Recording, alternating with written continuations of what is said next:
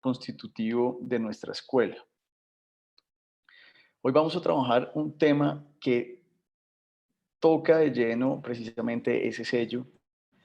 Por un lado es la emergencia del sur global, y por otro lado es la pedagogía con una característica principal que nosotros como docentes estamos procurando aprender, profundizar e implementar en el trabajo que hacemos con ustedes, nuestros estudiantes, que es el giro decolonial, la construcción de la teoría y la ciencia política desde el sur.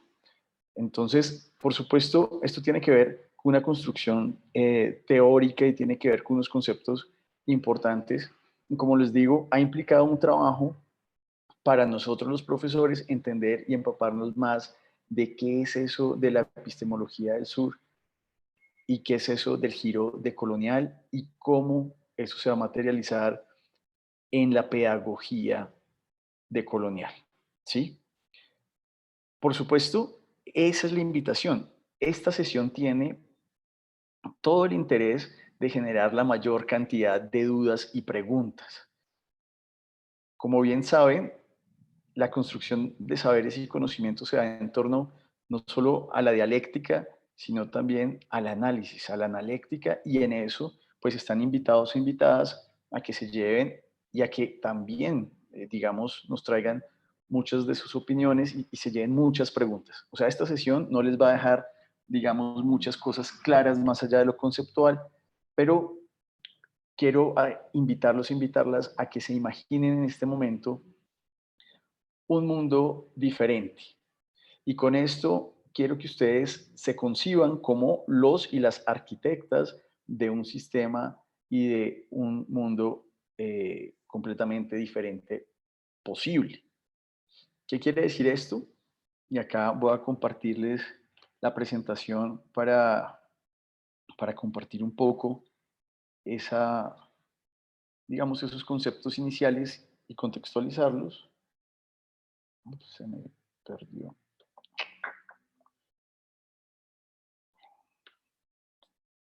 Se me ha perdido. Habrán visto el desorden de mi escritorio, les pido disculpas. Ya mismo la comparto.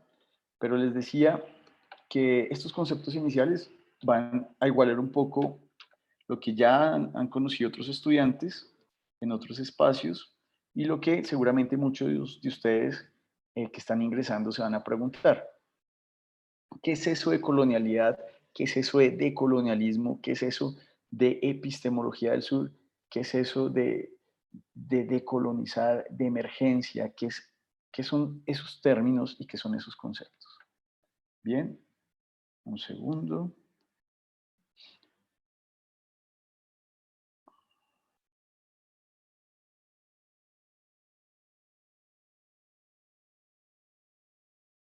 Ok. Ustedes me confirman si ya pueden ver, la pantalla. A ver. Pregunto, ¿pueden ver la pantalla? Profe, No, perfectamente. no, profe. ¿No? Ok, dame No, un segundito. Aún no está A compartido. ver. A ver. ¿Listo?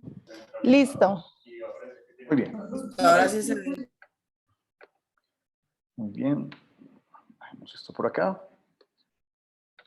Bien, entonces, esta es otra diapositiva. No sé qué está pasando, pero me está mostrando otra. Denme un segundo porque ya tengo abierta la que es, pero me está mostrando otra.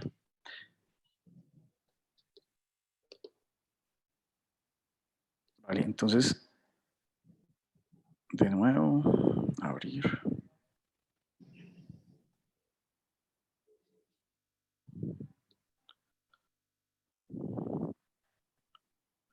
Ok. Listo. Ahora sí. Compartir.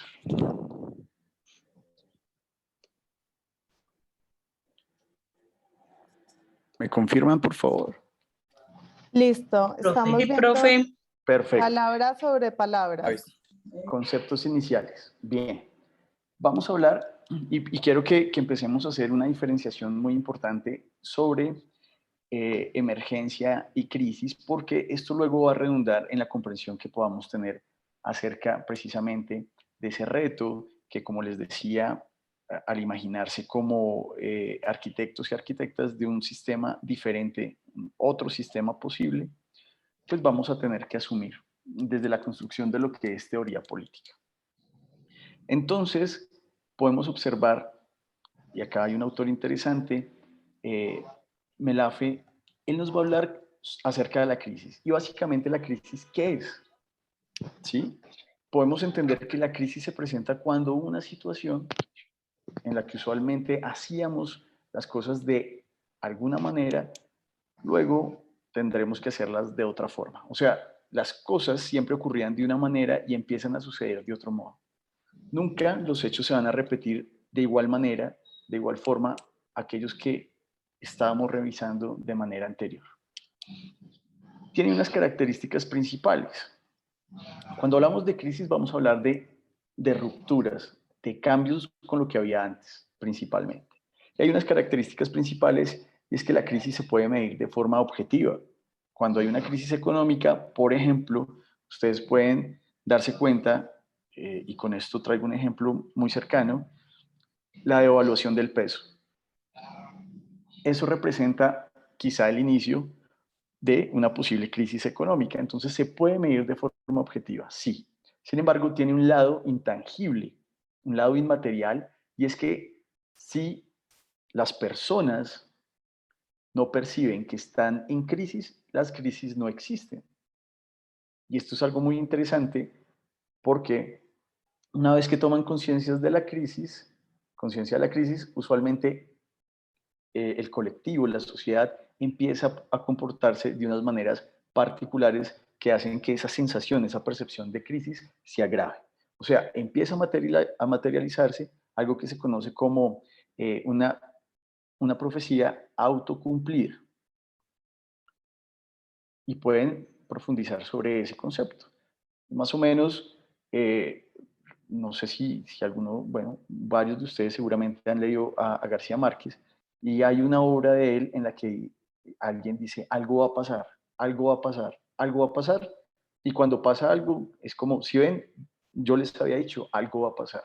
Entonces, una vez que la sociedad toma conciencia de que está en crisis, esta se materializa y, digamos, en percepción se puede agudizar. Entonces, hay unos indicadores objetivos que validan esa percepción, calidad de vida, la seguridad, por ejemplo, en Bogotá, etcétera, etcétera. Entonces, entendemos que el concepto de crisis nos va a decir hay una ruptura que está ligada a unas causas objetivas y por otro lado hay otro elemento que es intangible, que requiere de la percepción y que las personas se perciban, se autoperciban, se identifiquen con la crisis que está ocurriendo. ¿Listo? Esto en lo macro nos va a hablar también de cómo vive Latinoamérica y cómo vive el sur global. Imagínense los países de África, ¿sí? Los países asiáticos que hacen parte también de ese sur y de América Latina, de Sudamérica en particular, y van a observar que algo que quizá está como constante en diferentes momentos en nuestra historia es la crisis. Y esto se va a articular con el próximo concepto, que no es fácil de explicar, ¿cierto? Antes, un poco sobre las características de la crisis o el sentido desde la autora Blanca Muñoz. Ella nos va a decir, desde la lectura que hace Habermas, la comprensión del concepto de crisis, ¿cierto? Que tiene que ver con ese desajuste social, se da en este momento dentro de un proyecto que se conoce como la modernidad en el marco de una sociedad capitalista, ¿sí? Y esto tiene, ¿qué significa eso? Digamos que la crisis también se reconoce por la imposibilidad del sistema de asumir desde las instancias institucionales, organizativas, las demandas de las sociedades, de los grupos diversos y darles respuesta. Y también, por otro lado, la incapacidad de esos grupos por adaptarse a las condiciones que implica una economía mundializada y desde la perspectiva capitalista, un proyecto civilizatorio que nos va, que nos va a señalar unas formas radicales que, pues por supuesto, van a hablar de la característica del sistema actual. Por ejemplo, el capitalismo es un capitalismo blanco, es un capitalismo excluyente, es un capitalismo también misógino y tiene unas características negativas, también tendrá unas positivas, por supuesto, ustedes podrán reconocerlo. La idea es no satanizar, pero sí señalar tal cual es lo bueno y lo malo. Ya ustedes irán construyendo su criterio. Simplemente lo señalo, ¿cierto? La crisis es cuando, por un lado, la institucionalidad no da respuesta a las necesidades de esos colectivos diversos y esos colectivos no logran adaptarse a esa economía globalizada o mundializada. Imagínense entonces, por ejemplo, cómo se puede insertar en una economía global un indígena que vive en un lugar apartado y que tiene que superar un sinnúmero de dificultades en términos de competencia. Entonces, hay unas exclusiones propias, características del proyecto moderno y, por supuesto, del capitalismo. Esto tiene una particularidad que quiero también señalar acá, y es que la modernidad como la conocemos, ¿cierto? Lleva bastante tiempo, pero no se ha agotado, llega hasta hoy. Sin embargo, como proyecto, busca no solo universalizar la visión eurocéntrica, sino también dar unos lineamientos científicos y sociales para el desarrollo de las ciencias. Y ahí hay un problema, y es que ese pantalón nos queda pequeño a algunos. O sea, esa regla no puede medir por completo las realidades particulares de todos los territorios, particularmente los de ese sur global. Bien, o sea, el principio de modernidad es un principio organizador, es un proyecto civilizatorio. Y entonces, como vamos a ver, viene el concepto de emergencia. ¿Qué quiere decir esa emergencia? Que en la diversidad, y tengan un poco el parangón de lo que es la naturaleza. En la naturaleza, ¿cierto? Vamos a ver una gran cantidad de especies diversas, completamente diferentes, pero todas cumplen en ese sistema un papel importante para su conservación y reproducción. Cuando, por ejemplo, nosotros empezamos a sembrar solo palma, ¿qué pasa con ese sistema? Se afecta y hay una monoproducción. Y esa monoproducción genera, por un lado, una riqueza por un producto que está saliendo, pero por otro lado, destruye todo ese ecosistema. Funciona algo así de manera similar con la sociedad.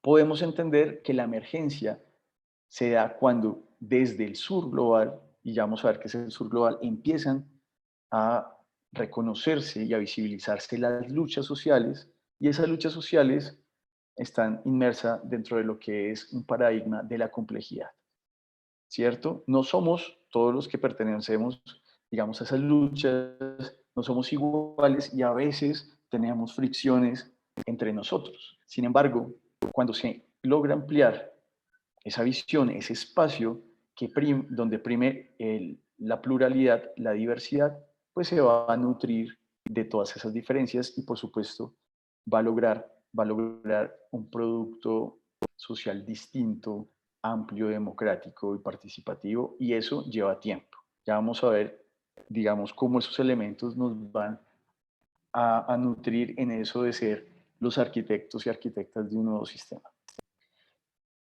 Bien, entonces la complejidad, algunos que estuvieron en alguna otra presentación que hice referente a la teoría del caos y a la complejidad o a los sistemas complejos, está muy ligado a eso. La complejidad, y en esto la emergencia como concepto, es un fenómeno tanto local como global. Y empieza por señalar patrones. ¿Cierto? Dentro del sistema, dentro de los sistemas, la teoría de sistemas, acá David Easton la describe de manera general como un circuito hay unas cajas negras donde entran, en términos de la sociedad, entran las exigencias de estos grupos diversos, entre más diversos, más exigencias, y eso complejiza el sistema porque el sistema, a través de los outputs, va a tener que responder y adaptarse. O sea, eso que entra nunca va a ser lo mismo. El sistema empieza a adaptarse a través de esa exigencia que tiene la sociedad. Ahora, cuando esa exigencia es muy amplia, empieza a generarse precisamente unos fallos en el sistema porque no va a solventar esas necesidades dándole respuesta particular. El sistema, por supuesto, genera una tensión y esa tensión social hace que el sistema, pues, en algún momento logre dar respuesta y, como les digo, ya por esas mismas solicitudes no va a tener que preocuparse porque ya la resolvió, ya se ha adaptado y se reproduce. Cuando el sistema no logra a una velocidad o a un ritmo suficiente dar respuesta, ahí es cuando hay unos fallos y hay unas rupturas importantes. Y eso en términos sociales puede significar una revolución o un cambio, pero esos son temas que ustedes los verán en otros cursos. Este espacio, digamos, se va a centrar en el enfoque sistémico un poco. Entonces, el sistema se adapta, lo que hace que la emergencia se describa de una forma poco sencilla. Si yo les digo, y ahorita lo vamos a hacer, que ustedes me den un ejemplo de lo que pueden entender como una emergencia, ¿cierto? Lo que está emergiendo, lo que está originándose, eh, puede que sea algo más complejo, pero todos lo sabemos identificar. O sea,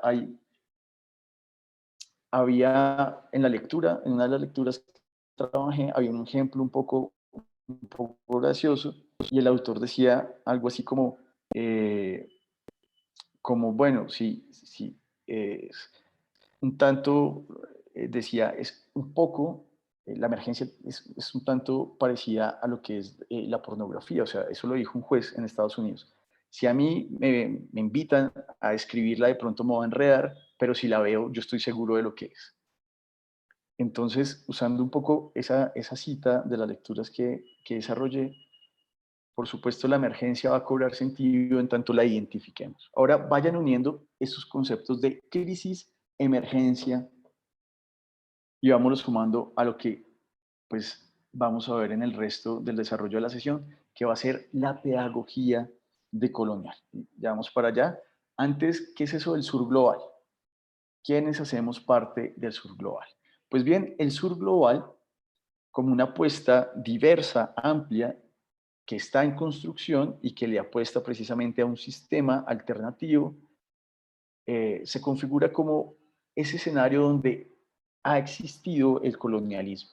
El colonialismo ligado a la imposición de un sistema, de una explotación de las clases más populares y sobre todo, no solo de las clases, sino de las etnias, de las poblaciones más vulnerables, ¿cierto? Digamos, toda esa violencia, toda esa explotación que se ha dado sobre pueblos, hace parte, digamos, de este sur global. Y el sur global tiene que ver con un proceso de reconocimiento y reivindicación. O sea, refuerza la necesidad de estrechar los lazos, y acá hay una palabra interesante, políticos y sociales. Y ojo, políticos, sociales, económicos, culturales y otros tantos. Por supuesto, educación y pedagogía. Ahora, acá vamos también a traer un poco a Enrique Dussel, y él nos va a hablar de la importancia de generar esos nuevos relacionamientos. Ahora, la emergencia, el concepto de emergencia que vimos anteriormente, particularmente tiene y nos va a hablar dentro de un marco social, digamos, dentro de ese sistema, de las relaciones que se dan en lo micro y en lo macro. Cuando esas relaciones empiezan a transformarse, empieza precisamente a visibilizarse esa emergencia. Bien, entonces el sur global es un espacio físico, geográfico, político y social donde se ha ejercido ese colonialismo, esa exclusión, esa explotación. Identifiquen o visualicen ustedes en un mapa donde puede estar, digamos, de una manera muy sencilla ubicado ese sur global. Claro, la meta será entonces rearmarse de ideas y herramientas para esas luchas comunes a escala mundial. Por eso estamos hablando acá de construir ustedes como arquitectos y arquitectas un proyecto de sistema alternativo. Y vamos luego en el espacio de participación a profundizar en eso. El sur global está constituido principalmente por América Latina, Asia y África, que están concebidos en lo que dentro de la lectura de las relaciones internacionales se conoce como centro-periferia.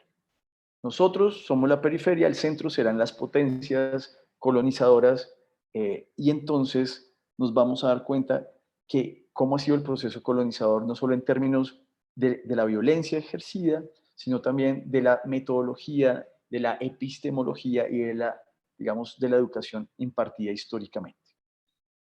Por supuesto,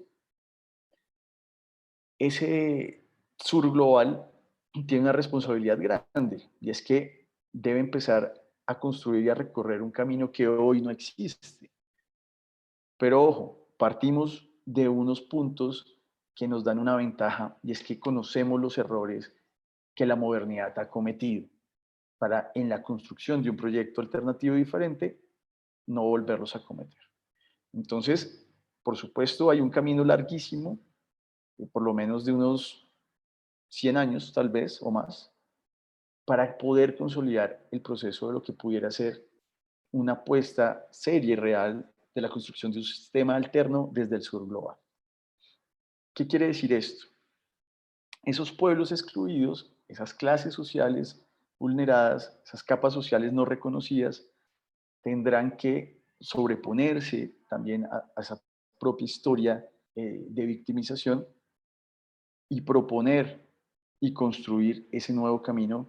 Y en términos de la teoría política que ustedes van a construir, tendrán que llevar a cabo un esfuerzo grande para que la teoría que se discuta en el mundo, ¿cierto?, que ha sido gestada en el sur, tenga el mismo efecto de la teoría política que pudo haber construido, por ejemplo, Habermas, que pudo haber construido, por ejemplo, Rousseau, que pudo haber construido, por ejemplo, algunos de los autores como Gramsci, como Althusser, digamos, son europeos que han marcado la historia de las ciencias sociales. Ahora, ¿cómo podremos nosotros marcar la historia de las ciencias sociales y que el mundo hable de la teoría política que vamos a construir y que se está construyendo, digamos, ya se está haciendo? Por supuesto, tendrán que abordarse situaciones de complejidad que nos hablan de la degradación de los temas económicos y sociales y de cómo generar las rupturas necesarias para que podamos dar esa transición. Y ahí viene otra vez Dussel. Dussel nos va a hablar de la filosofía de la liberación y el momento, la era trans. Y trans no solo se refiere a las personas que se reconocen como trans, sino a todo un proceso de tránsito. Y en eso la concepción también del género ampliado, del reconocimiento de las personas, del reconocimiento y las necesidades de los más, digamos, oprimidos históricamente. Entonces, ¿qué buscará? No cometer los mismos errores del pasado. ¿Puede que ocurran? Por supuesto. Y acá viene la bisagra con la que el proyecto de construcción de un sistema alternativo pues puede consolidarse. Y es la pedagogía decolonial, que implica una serie de acciones pedagógicas, educativas, transformadoras, diferentes, radicalmente diferentes. Entonces, observemos esta cita y luego recapitulamos. Palermo nos va a decir que el cimiento de ese proyecto decolonial, de esa pedagogía decolonial, tendrá que ser la interculturalidad. El diálogo intercultural nos va a permitir descolonizarnos de esas prácticas educativas, construyendo nuevas metodologías, nueva epistemología, nueva ciencia. Y esto es importante. La visión de la modernidad como proyecto civilizatorio, europeo, blanco, ha buscado generar una homogenización porque es un proyecto universalista, ¿cierto? Entonces, los principios económicos, sociales y políticos que han sido dictados para imponerse en otros lugares, pues han generado lo que hemos visto en el mundo. Digamos, un ejemplo pudiera ser cuando Estados Unidos invade a Irak para llevar la democracia con la excusa también de evitar el uso de armas de destrucción masiva que nunca existieron, se metió a la brava, impuso la democracia y ya sabemos qué pasó. De igual manera en Afganistán, y es que no reconoció las particularidades de unas sociedades que no son fundamentalmente ni blancas, ni capitalistas, ni modernas. Esto por darles un ejemplo. Bien, entonces las prácticas pedagógicas necesariamente tienen que, de manera radical, descolonizarse a partir de ese diálogo intercultural, porque ahí está la diversidad. Entonces, ¿qué papel tendrá el Estado? Y ojo que acá no estamos hablando de una revolución que destruya con todo, ¿cierto? Que no Estado, no, por supuesto es un sistema alternativo, pero sistema. ¿Cómo? Ya depende de nosotros. Y entonces tendrá unos principios y unos cimientos particulares que podrán ser, por ejemplo, la justicia social. Si el proyecto, digamos, el proyecto de la modernidad ha implicado, por ejemplo, en términos de la economía, un discurso que nos dice hay unos recursos limitados, ¿cierto? Automáticamente las personas que escuchan eso van a entender que para poder sobrevivir tendrán que competir con los demás por esos recursos. Y la forma como lo hacen a veces no es la forma más justa, ni la mejor. Pero si yo les dijera que en este proyecto de sociedad alternativa, los recursos, por ejemplo, son ilimitados, pero van a depender de la forma como los administremos y van a implicar un compromiso y un trabajo para que sigan, digamos, manteniéndose limitados y que deben ser comprendidos desde la solidaridad y bajo un principio de distribución equitativo, pues va a ser diferente, va a generar otras prácticas. Entonces, desde allí se empiezan a generar conceptos bastante diferentes, o sea, radicalmente diferentes, que no necesariamente implica tumbar, pero sí cambiar. Un cambio, un tránsito que va a generar tensión, por supuesto, que va a generar conflicto. Recuerden que el conflicto es inherente a los hombres, a las mujeres, a las personas, pero no necesariamente tendrá que ser resuelto por vía de la violencia. Algo un poco sobre lo que está pasando ahora en otras partes del mundo. Tengan eso también, ese referente en mente. Entonces, el Estado será un interlocutor que dinamice ese diálogo intercultural en los escenarios educativos, principalmente todos. Ese principalmente de todos es real. Incluso desde la familia hasta todo, digamos, en cada momento acompañando, en cada momento desarrollando ese espacio para que las personas entonces se construyan desde él, digamos, se construyan como seres y sujetos sentipensantes, que es un elemento de ese proyecto alternativo de colonial. Las personas van a sentir, van a pensar y van a hacer. Y eso es una mirada holística e integral.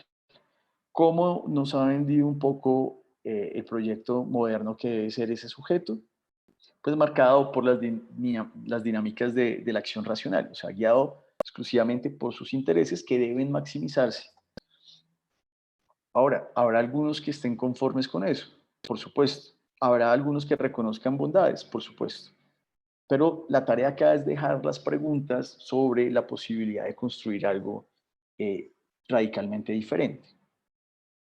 Entendiendo eso, decolonizar la educación significa traer los que han estado en la periferia, los que han estado por los lados, los que no, digamos, los que pertenecen a ese tercer mundo o a ese mundo en vía de desarrollo, que parece que esa vía nunca se va a agotar porque siempre van a quedar como por el camino.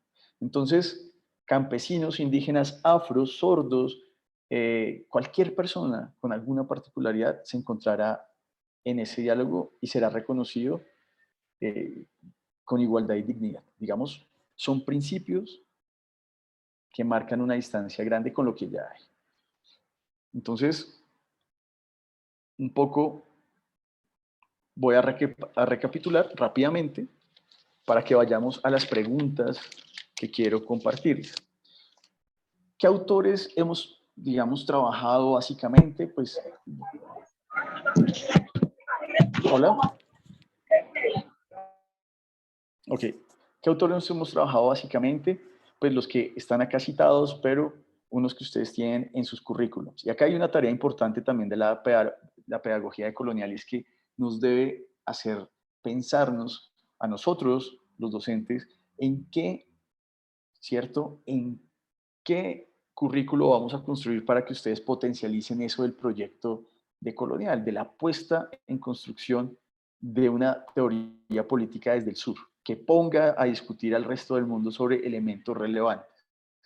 Por supuesto, reconocemos y encontramos valor en las categorías europeas, pero es momento de arriesgarnos también a hacer la tarea nosotros, porque si no siempre vamos a estar, digamos, un poquito arrastrados, como si tuviéramos un collar y una triadilla y nos jalara para allá, con categorías que no nos reconocen, no nos definen y cuesta trabajo que nos explique.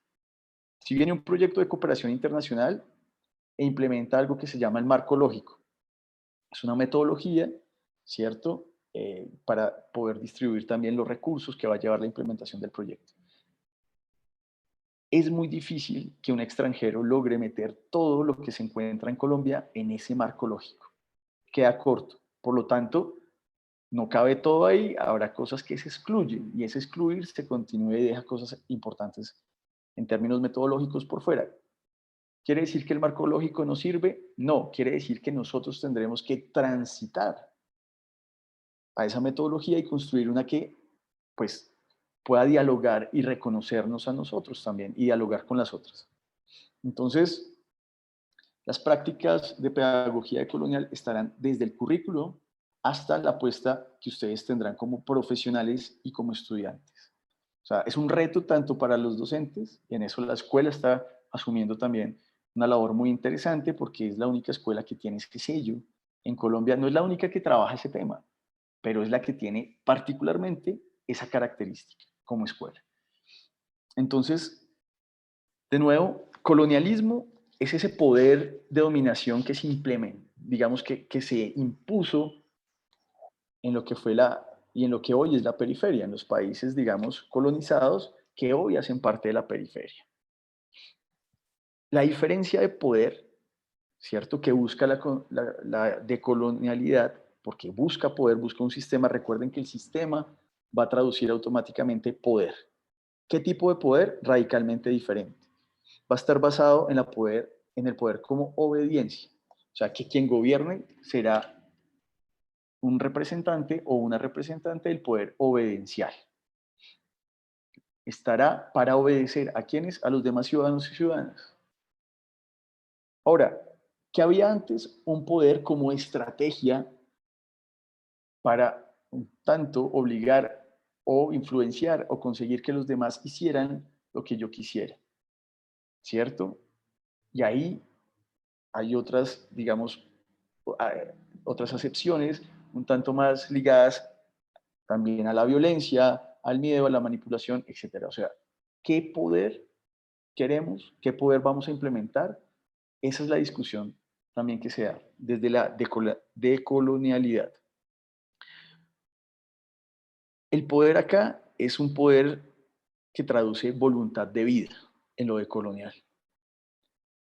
Por supuesto, ese transmoderno marca también una ruptura con el proyecto posmoderno, que muchos de ustedes en otros espacios han dicho, es que es muy parecido, es que por ahí Dussel estudió con Lyotard y Derrida y ellos trabajaron y entonces ese proyecto es lo mismo. No, por supuesto en los años 60 y 70, Dussel hace parte del movimiento posmoderno y toma distancia, porque se da cuenta que lo posmoderno es una crítica al proyecto moderno, pero con esa crítica no logra generar un diálogo que reconozca las categorías del sur global. Sigue siendo europeo. pese, digamos, a que se considere también un proyecto que está enmarcado dentro de la Escuela de Frankfurt y algunos también dentro de una visión marxista, pues ese marxismo es el marxismo europeo, que dejará por fuera, por ejemplo, a las mujeres, a los indígenas, a los afro, en América Latina y en el sur global. Entonces, Dussel y otros autores, como por ejemplo Walter Miñolo y Ramón Grossfogel y otros que ustedes invito a que revisen, y hay varias mujeres, pues van a plantear precisamente el cambio a partir de la educación intercultural. O sea, requiere decolonizarse, el Estado no debe imponer contenidos curriculares etnocéntricos, tendrá que tener una tarea, ya saben, de construcción, mediación y acompañamiento para esa liberación, y tendrá necesariamente que dar el espacio para reconocer y validar otros saberes. Y ahí hay un problema de categorías, de choques. Si yo les digo a ustedes, bueno, le duele la cabeza, el doctor dice tal y tal cosa, pero si ustedes están en otra comunidad, ¿sí? En una comunidad indígena, el doctor de la comunidad indígena tendrá otro nombre y otro saber que puede también resolver el dolor de cabeza de otra manera, completamente válida, alternativa, pero que hoy ese diálogo es muy complejo, es muy difícil, para no agotar el término complejo, es difícil, presenta unas tensiones, porque es que ese señor no estudió en la Universidad Javeriana y no hizo una especialidad en neurocirugía, y entonces yo creo que ese señor no sabe.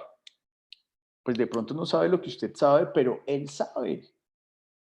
Y si se sientan a charlar, ¿qué tal si los dos pudieran encontrar una fórmula práctica para que se nutrieran de esos saberes y resolvieran el dolor de cabeza?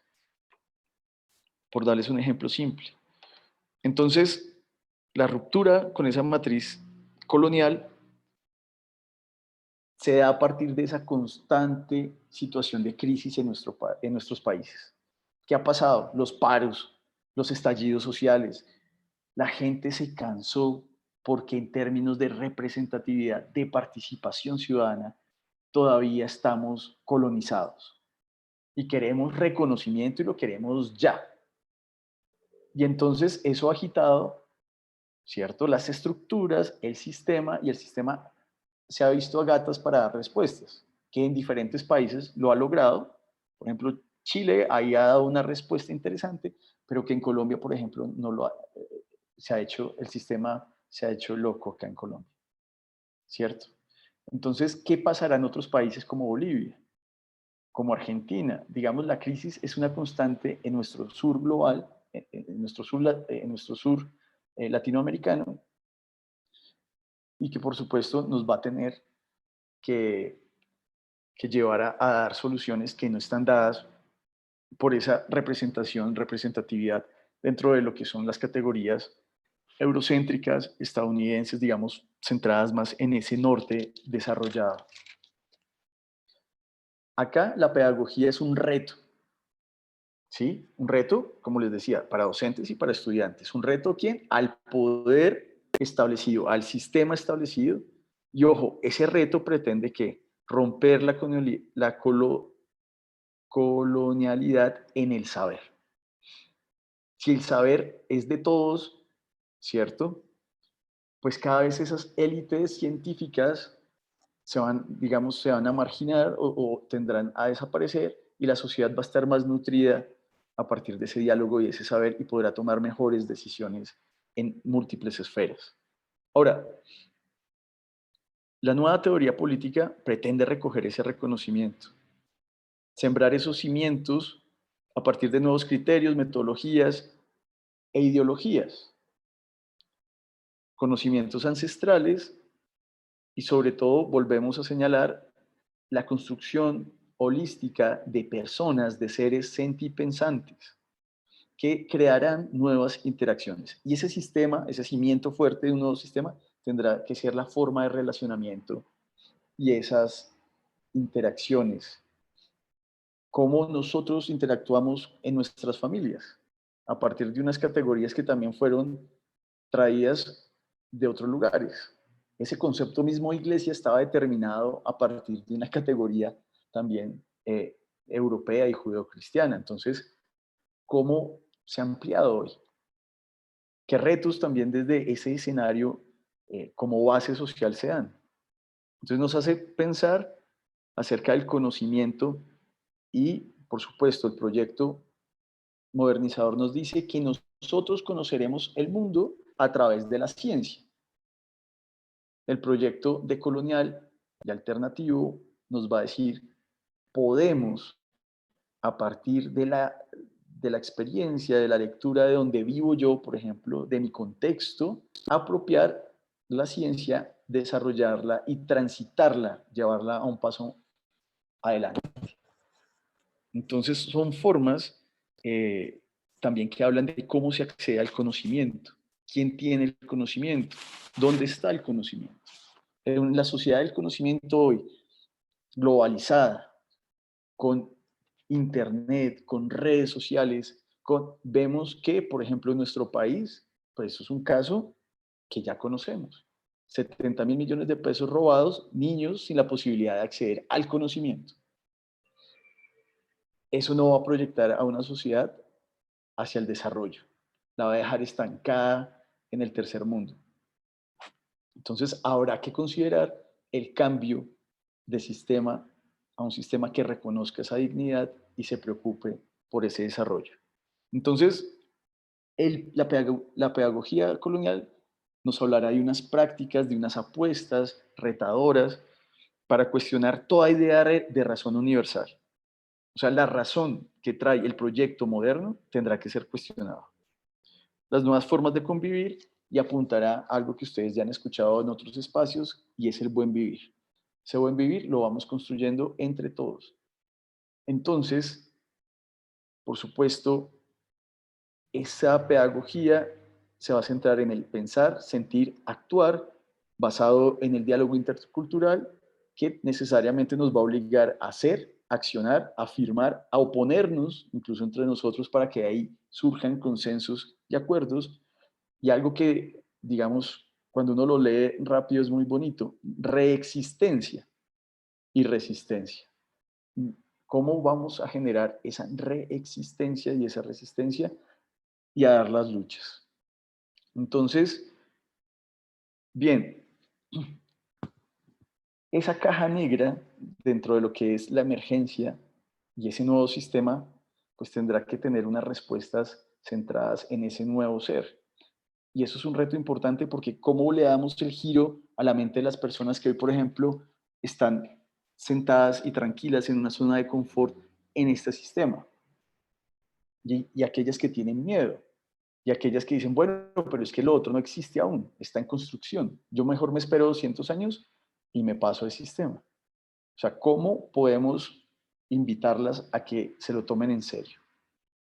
Esa es una pregunta bastante importante porque nos lleva a algo que también Ramón Grossfogel y Dussel van a hablar, y es la necesidad de que surjan dentro de lo que es esa transformación, ese transitar, las discusiones por fuera, digamos, por fuera de la caja, o sea, el concepto de exterioridad. Estamos adentro, tenemos que pensarnos afuera, afuera del sistema como está en construcción de otro. Es un concepto de exterioridad. Entonces, el nuevo sistema tendrá que construir nuevas instituciones y ahí viene el giro. Dussel señala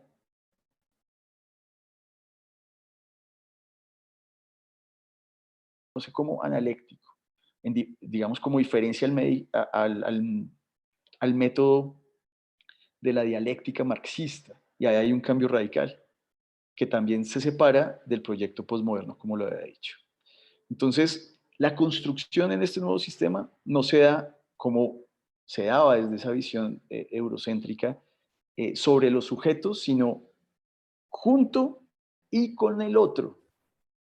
Y es un diálogo de alteridad. O sea, la alteridad como concepto nos habla del otro, pero no del otro de quien no soy yo, ¿cierto? Porque usualmente desde también el sistema en el que estamos, yo me construyo a partir de lo que no soy o a partir de lo que yo veo en el otro que no acepto, que no tolero, sino sentarme a partir de ese diálogo intercultural, tolerante, solidario, empático, ¿cierto?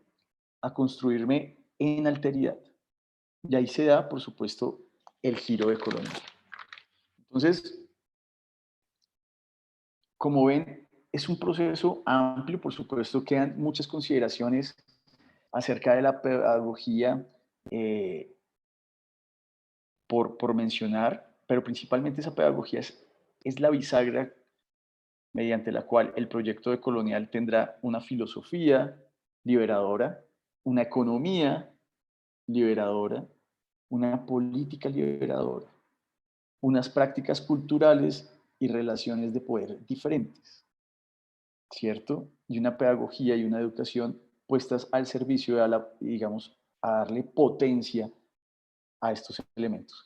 Entonces también el cambio de sistema podría ser posible en tanto que, pues de manera holística e integral, se presentaran cambios radicales en todas esas esferas, desde lo filosófico, lo social, lo político, lo económico, sobre todo lo económico, porque hay algo que dice Dussel, y es que pues, a la gente con hambre, ¿cierto? Es más fácil manipularla, es más fácil tenerla bajo control. Entonces, este proyecto debe generar también esa tranquilidad, la tranquilidad del estómago, para que la gente no tenga la libertad de pensarse en construirse en estos otros espacios. Entonces, un poco sobre esto, vamos a las preguntas, que estas son 3 preguntas muy básicas y yo quiero que ustedes puedan compartir muchas más. Y lo primero es si consideramos, a partir de los conceptos que hemos un poco aprendido hoy, si estamos ante una crisis civilizatoria, o sea, bajo las categorías europeas de civilización, estamos hoy nosotros ante una crisis civilizatoria, considerando también que hay un país, ¿cierto?, en guerra contra Occidente. Ojo, esa guerra también nos llama la atención porque puede haber una crisis civilizatoria, ojo, porque pues, ellos no hacen parte del sur global, sin embargo, están en una pelea que puede llevar a una catástrofe global. Entonces, esa es la primera pregunta. ¿Por qué? ¿Cuáles serían los elementos para definir esa crisis? De ser así, ¿cómo podemos desde el sur global dar respuestas? ¿Será que nosotros pudiéramos, ante una situación como la que estamos viviendo ahora, tanto de cambio climático como de una posible guerra nuclear, brindar alguna alternativa? ¿Podemos? ¿Somos capaces? ¿Tenemos el con qué? ¿Nos van a parar bolas allá desde la experiencia? ¿Y qué papel juega para digamos, para que todo esto se posibilite la pedagogía decolonial en esa alternativa que pudiéramos presentar? Digamos, ante esa crisis civilizatoria, en caso de que ustedes consideren que existe, por supuesto, estas son algunas preguntas y, bueno, estas son algunas referencias que luego podemos mostrar para que ustedes puedan profundizar. Así que recuerden, emergencia también nos habla de emerger, de lo que está surgiendo en el sur global, en América Latina, en Asia, en África, en esos movimientos sociales, en la diversidad que podemos comparar con la diversidad de la naturaleza y que pese a esas grandes diferencias, digamos, funciona perfectamente. Entonces, quisiera escucharlos e invitar a mis colegas a que también planteen sus preguntas y comentarios. Profe, ¿puedo meter Sí. la cuchara entonces? Ya que Bienvenida, me has bienvenida. abierto acá el espacio. Me parece muy interesante la discusión que estás proponiendo, profe. Muy pertinente. Me gustaría, digamos, como que plantear también la discusión desde qué es ese sur global. Yo por ahí venía copiando algo en el chat que considero que es pertinente y digamos que aunque podemos considerarnos dentro del sur global geográficamente, que hay unos elementos geográficos para hablar del sur global, El sur global no se queda solamente en lo geográfico. Digamos como que este es un aspecto interesante, es un aspecto pertinente, es algo que hay que observar, incluso si nosotros nos posicionamos como América Latina y pensamiento latinoamericano, nos vamos a encontrar geográficamente en el sur, vamos a encontrar a África en el sur, vamos a encontrar acá, digamos, como que un pensamiento que también está marcando unas diferencias y que le está diciendo a Occidente, nosotros también pensamos, ¿sí? No son solamente ustedes, sino que nosotros acá pensamos y esto también trae como tal una palabra muy importante para nosotros y es esa colonialidad. ¿Sí? Esa colonialidad del pensamiento. Y cuando nosotros hablamos de colonialidad, estamos pensando también en cómo nos generamos esta colonialidad, ¿sí? Estamos, digamos, como que en procesos acá diferenciados que son importantes tener en cuenta. Entonces lo pensaba para también plantearle a los estudiantes que el hecho de hablar del sur global no significa que Estados Unidos no tenga sur global. Si nosotros nos paramos con todo lo que se ha trabajado incluso de la interseccionalidad, cuando nosotros nos paramos también y pensamos en una cantidad de autores que también se han pensado desde otras formas, que han hecho un reconocimiento al pensamiento latinoamericano, pues ahí vamos a encontrar algo muy importante. O sea, Incluso los si nosotros, marginados, los excluidos, sí, ya sea en el exacto, norte, hacen parte de ese sur exacto, global que no, digamos, no exacto. localizado en la geografía, sino en las características de esa colonialidad, de esa exclusión y ese Exacto. proyecto modernizador. Sí. Incluso porque pensemos que Boaventura es portugués, ¿sí? Así Y es. Boaventura es uno de Freire. nuestros referentes. Entonces acá tenemos también como que pensarnos el sur global, no solamente desde la geografía, pensando en el Física, sí. territorio, sino dentro de una geografía del sentir, por así decirlo, de los pensares, en otras cuestiones, porque y bueno, y tampoco vamos a decir que cuando uno se piensa desde el sur global y desde el pensamiento eh, latinoamericano y demás, nosotros, o dentro de las epistemologías emergentes, lo voy a dejar como epistemologías emergentes, se está dejando de lado o se está haciendo una crítica a todo lo que ha llegado del pensamiento eurocéntrico o del pensamiento occidental. No es que eso se esté dejando de lado, porque si yo me paro también acá y pienso que nosotros también nos nutrimos en gran medida, por ejemplo, de la escuela de Frankfurt, nada más y nada menos de toda la escuela, esto que se está pensando desde las teorías críticas, eso no deja de lado que yo pueda reconocer también estas teorías y que estas teorías puedan alimentar como tal mis construcciones y mi postura y mis formas de pensar y generar toda una reflexión. No es como tal o me voy con este o me voy con el otro, o tengo pensamiento occidental o tengo pensamiento emergente, ¿sí? No, no es una cuestión en ese debate, sino que es una forma de reconocimiento de que eso que nos han enseñado no es lo único que existe y no es lo único que existirá, sino que hay otras formas de pensamiento que hay que reivindicar y que eso que estamos nosotros planteando desde otras latitudes también hace parte de lo que nosotros debemos, digamos que epistemológicamente tener un mismo reconocimiento. Además nos pone Y una tarea, o sea, nos pone un deber claro, como sur global, y es exacto. construir esa postura crítica, que no es la misma Ujú, crítica, por supuesto, del marxismo o, ujú, digamos, del proyecto postmoderno, porque esta crítica nos representa y ujú. está siendo construida desde nuestros principios de realidad. O sea, Exacto. con esto no se quiere decir, como tú señalas, que se omita que hay unos procesos y unas Ujú, perspectivas, pero que sí la epistemología del ujú. sur, nos convierte en protagonistas de construir esa nueva teoría política. Exacto. Y ahí, para dos ideitas para cerrar un poco esta idea que quería también acá como traer, es que si nosotros también nos estamos parando, digamos como que desde ese reconocimiento, desde esas otras formas, debemos tener presentes dos conceptos que para mí son fundamentales y ahí te lo sumo, profe, para hacerte más grande esto. El tema me apasiona un poco, entonces acá te Claro, sumo estos dos. bienvenido. y son los conceptos de emancipación y liberación, ¿sí? Que eso también hace parte de esas construcciones, incluso cuando nos estamos pensando desde la alteridad, cuando nos estamos pensando desde otras Yo formas. hacía esta siguiente reflexión, concibiéndome un poco, y decía, desde lo que plantea Dussel de la liberación, ¿cierto? Y esa liberación de Dussel también está, está un poco nutrida de los procesos centroamericanos en esa época, Ujú. cuando se dio la teología de la liberación. O sea, también ha nutrido la visión de Dussel un poco esos elementos que marcaron una historia.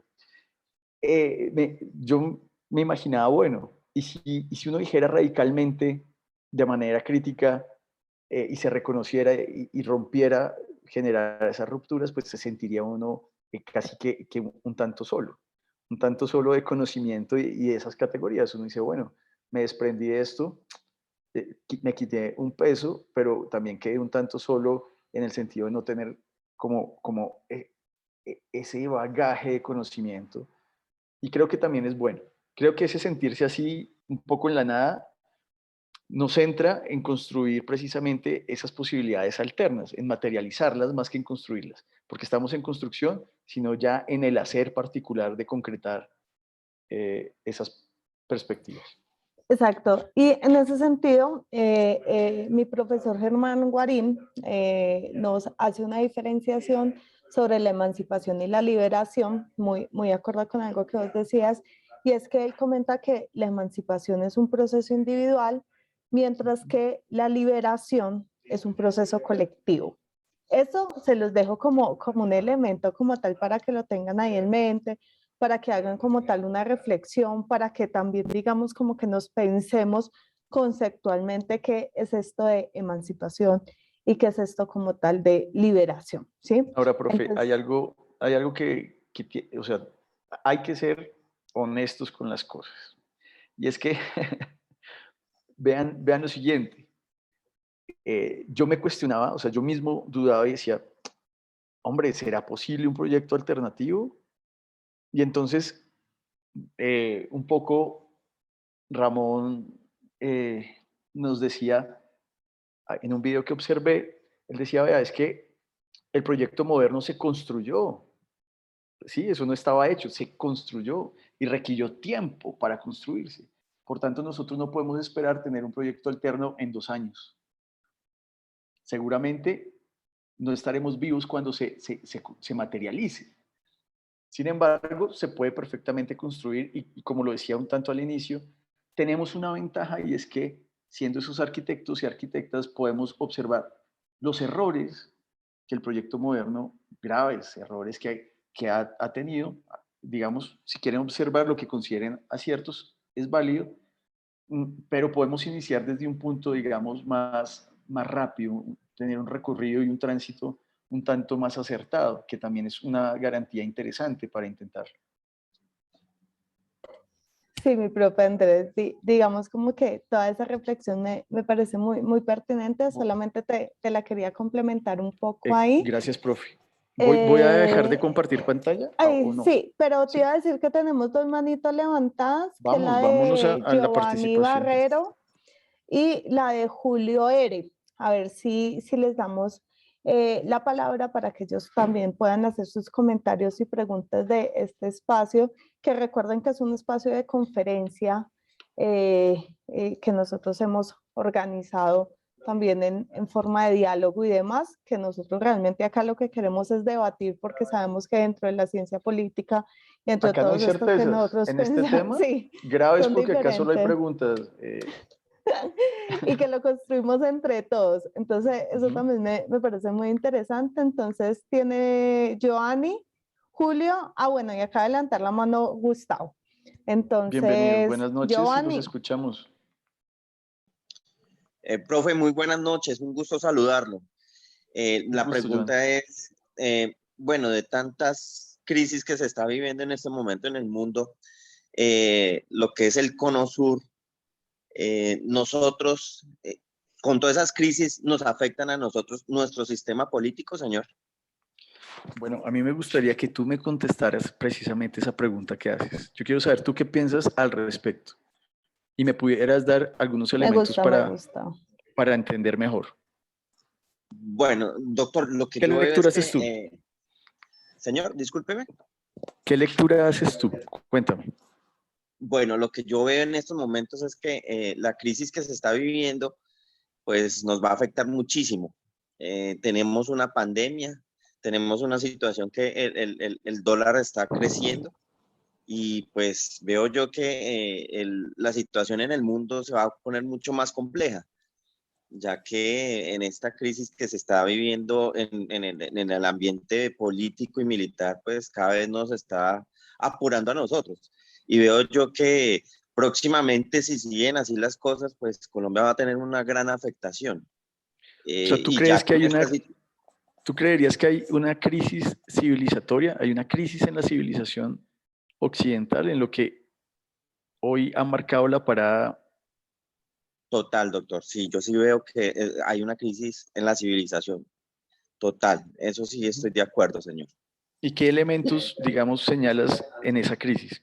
Que tú digas, yo puedo observar esto está generando como un elemento importante esa crisis. Yo Puede creo, ser algo doctor, económico, social, no sé, cultural, lo que tú... yo creo que es más bien económico. Vamos a tener una crisis bastante fuerte económicamente, señor. Ok, o sea, la crisis civilizatoria tiene un elemento que la agrava y es el tema económico. El tema de los Correcto, sí, señor. mercados, el tema del capitalismo global. Ok. El Yo capitalismo quiero global. dejar esa palabra, quiero dejar esa palabra para la reflexión y es la palabra globalización, ¿sí? Para que lo vinculemos ahí justo en lo que está diciendo Giovanni. Listo.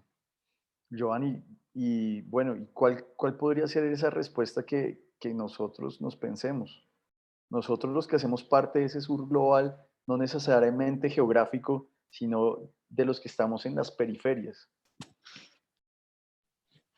Pues, doctor, yo creo que por ser de la periferia, pues nosotros no tenemos un sistema organizado económico. Usted decía al principio que la situación de lo que hacía Hugo Chávez Frías, pues que nunca le pusimos atención, o pues los gobiernos no le pusieron atención, sino hacer un bloque fuerte económico aquí en el sur, y pues yo creo que Mercosur era un buen bloque económico, y pues esas rivalidades políticas dejó que ese gran impulso económico y ese bloque económico del sur no se realizara. Creo yo eso, doctor. ¿No? Muy interesante. No, pero el Muy interesante. Mercosur continúa. El Mercosur no ha caído. Sí, digamos que de pronto te referías al ALBA. Venezuela hizo parte del Mercosur hasta que, pues, tristemente dejó de ser también ahí un actor importante. Pero se comprende en el sentido de lo que dices de la importancia de generar un bloque, o sea, la unidad. Sí, señor, hacer un bloque, sí, señor, una unidad completa. Vale, Así muchas como gracias. Europa. Gracias a usted, doctor, muy amable por escucharme. Bueno, A usted, Giovanni. Julio y luego Gustavo. Profe, muy buenas noches. Quiero aprovechar la oportunidad antes de responder la pregunta para felicitarlos por este espacio. En verdad, pues soy estudiante nuevo y hoy los escucho por primera vez y me encanta. Bueno, en cuanto a la pregunta que si estamos en una crisis civilizatoria, yo diría que sí. Sustento mi respuesta en base a la imposición del sistema capitalista que han hecho las potencias, en el caso nuestro. Esta imposición del sistema capitalista por medio de unos valores que atentan de manera directa contra las personas, contra los derechos, contra la naturaleza, tiene hoy a todos los que vivimos en la periferia al borde del colapso y caminando de manera lenta a una posible, digamos que extinción con todo este tema del cambio climático hoy, ¿cierto? Las políticas económicas. Hay un tema también ecoglobal, ¿no? Un tema de lo ecológico, la ecología hoy todo, digamos, toma sentido en tanto que estamos pues al borde, como mencionabas, de una posible extinción. Entonces, muy interesante. Por favor, continúa. Muy interesante, profe, y aquí quiero tomar uno de los elementos expuestos por usted. Básicamente, Palermo señala que debemos de iniciar con la decolonización activa de las prácticas educativas.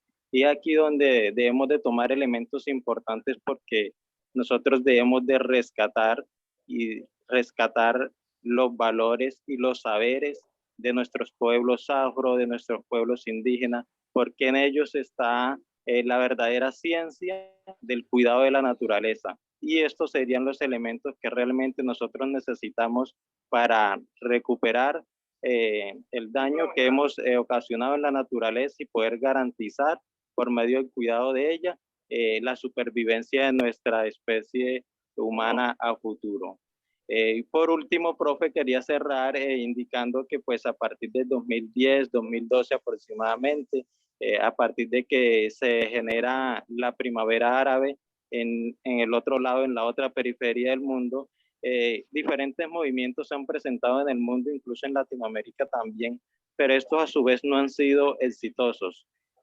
Entendiendo esto, necesitamos nosotros en Colombia específicamente empezar con una política emancipadora de las ideas que nos lleve posteriormente a una libertad verdadera de ese sistema capitalista que nos pone unos valores que básicamente nos tienen hoy en la periferia al borde de una extinción y en una inseguridad total en todos los sentidos.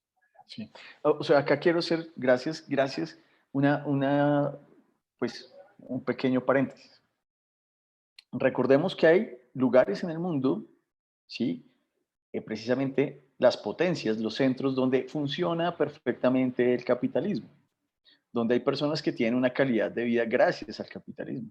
El problema quizá no está ahí, está en las periferias que incluso pueden estar ahí mismo como señalaba la profesora Vanessa. Entonces recuerden que la modernidad se está, como proyecto civilizatorio, enmarcado en el capitalismo, se ha agotado, se está agotando y ha agotado el planeta como señalas.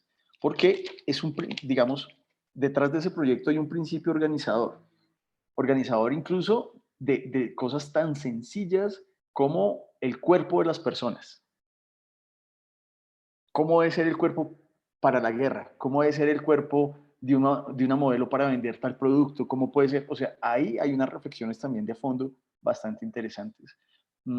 Cierro ahí el paréntesis y por supuesto la emancipación, como nos decía nuestro profe en el chat, es una decisión o digamos tomar conciencia. Para emanciparnos implica tomar decisiones desde lo individual y luego, cierto, en esa liberación colectiva pues tendrán que recogerse. El primer paso será tomar esa decisión, como tú dices, frente al escenario que pues próximamente también nos va a convocar como ciudadanía. Bueno, muchas gracias. ¿Quién más quiere participar? De pronto me gustaría escuchar, hay otro estudiante, después me gustaría escuchar a una estudiante.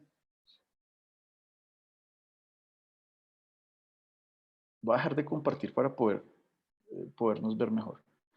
Estaba Gustavo y Nicolás. Sí, buenas noches. Hola Gustavo, buenas noches. Profe, yo tengo una serie de críticas, pero me gustaría primero leer a estos autores que usted nos colocó ahí para poder profundizar sobre el tema. Pero voy a opinar sobre el tema de la decolonización y de la crisis civilizatoria. Bueno, yo creo que nosotros somos producto de un mestizaje violento al llegar la conquista a estos territorios e impusieron unos mestizajes y además de eso impusieron un sistema educativo que todavía hoy nos está golpeando. Digo golpeando, ¿por qué? Porque es que los estados que nacieron después de la independencia siguieron con el mismo sistema educativo, claro, modernizando algunas cosas, pero en el fondo no existe una liberación en ese sentido. Con respecto a la crisis civilizatoria, indudablemente yo creo que es producto de toda esa imposición que nos han traído o que nos trajeron, y que ahora, pues, como los imperios han cambiado, pues el imperio impone, y en este caso a nosotros nos han impuesto unos mercados que obliga a que la educación gire alrededor de esos mercados, de esos grandes negocios. Yo Nosotros quiero ser funcionamos hacia allá. porque me das pie para mencionar lo siguiente, y es que hace pocos días salieron los resultados de las pruebas ICFES, también en relación a las pruebas PISA.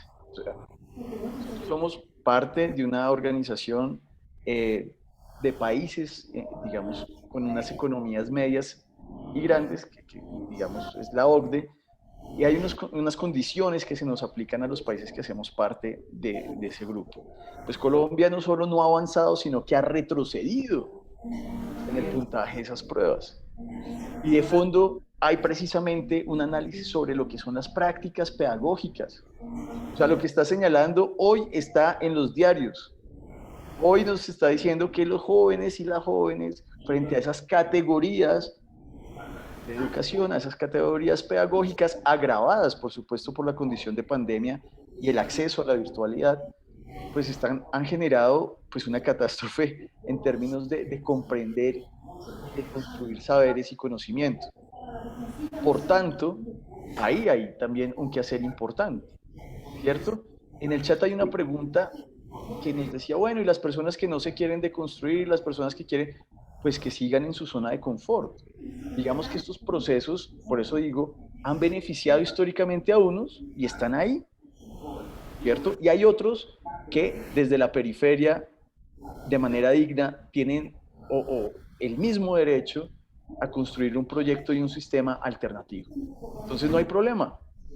La idea es que se dé un diálogo intercultural entre, digamos, esos ciudadanos y ciudadanas que están ya cómodamente disfrutando las mieles de un sistema y otros que no han visto ni siquiera la promesa materializada de ese mismo sistema y que estarían interesados en construir otro donde sean partícipes y protagonistas. Entonces, por favor, Gustavo, continúa. Qué pena ese paréntesis. Sí, profe.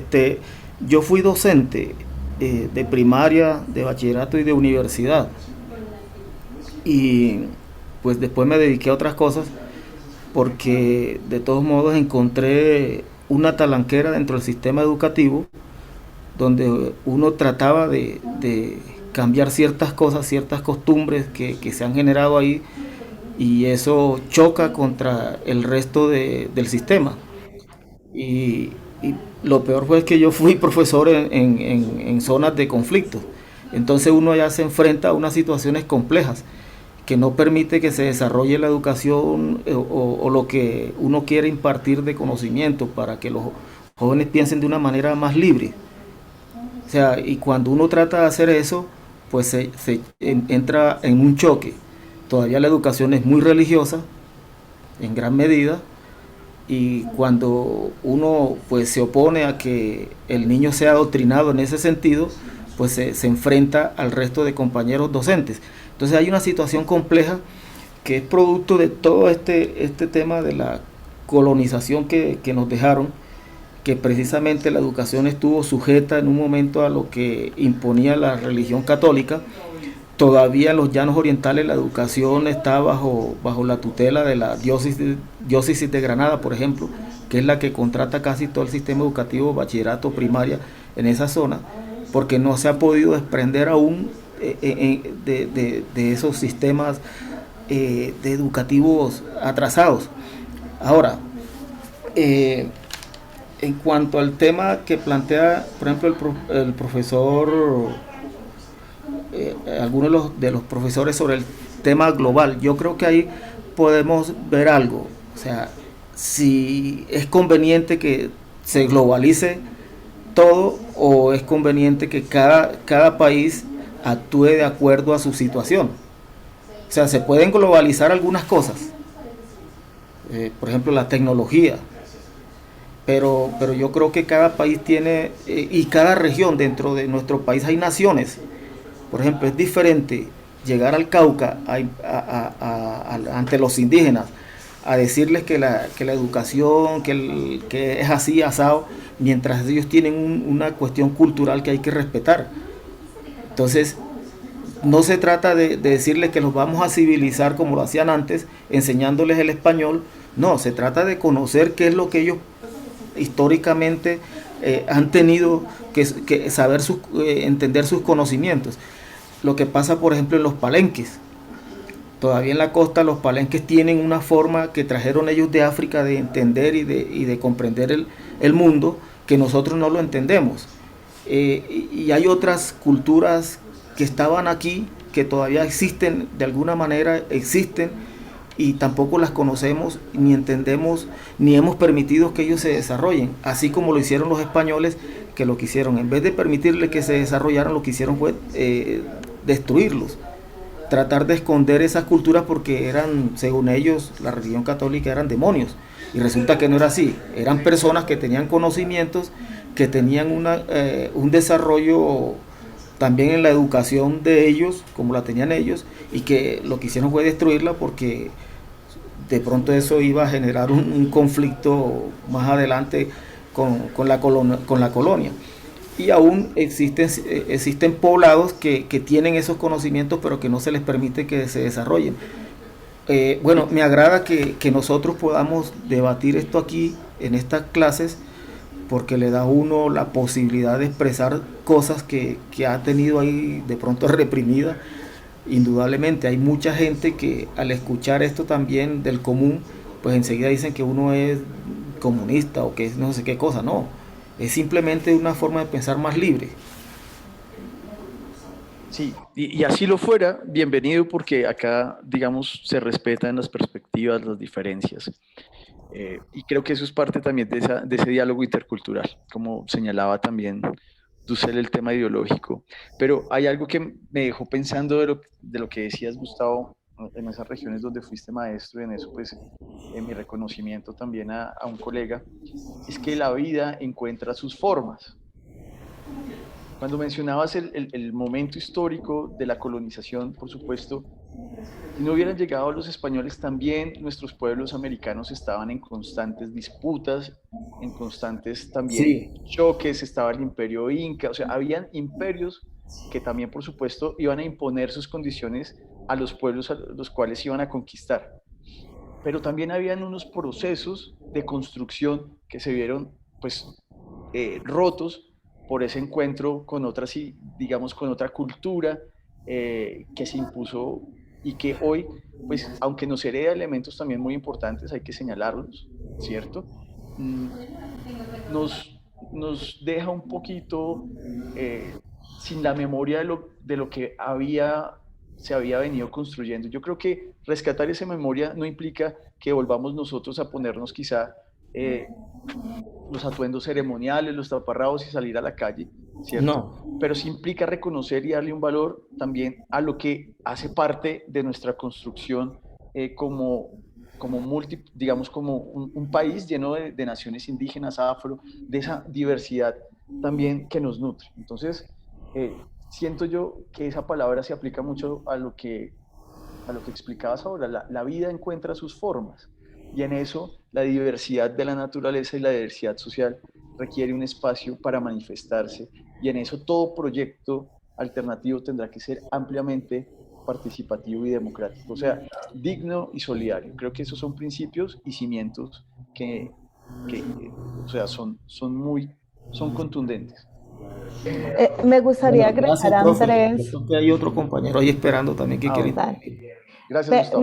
Me gustaría agregar algo muy cortico antes de darle la palabra a Nicolás, y es que justamente lo que está refiriendo Gustavo estaba muy relacionado con eso que nosotros estábamos mencionando ahora, de ese pensamiento emergente y rescatar el pensamiento emergente. Entonces, cuando decías, las comunidades palenqueras tienen estas costumbres, tienen estos elementos, pues eso también es muy importante de reivindicarlo y no dejar que otras formas generen acá como que unos sistemas de de opresión y ocultamiento. Creo que la palabra es ocultamiento a la tradición, sino que se pueda seguir teniendo, que se pueda reconocer y que no tengamos, digamos, como que esas dificultades para reconocer, por ejemplo, no, que no sea una bobada, pero nuestro sistema de medicina que está basado en plantas, pues nosotros también lo tomamos de las comunidades indígenas que ya sabían esas plantas para qué servían,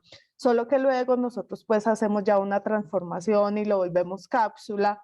Entonces ya no nos tomamos, no sé, un omeprazol, ya nos tomamos un omeprazol en lugar de tomarnos pues la agüita de caléndula, por así decirlo. Pero que hay muchos elementos ahí y que el diálogo intercultural, que me parece también algo para que nos quede ahí, el diálogo intercultural.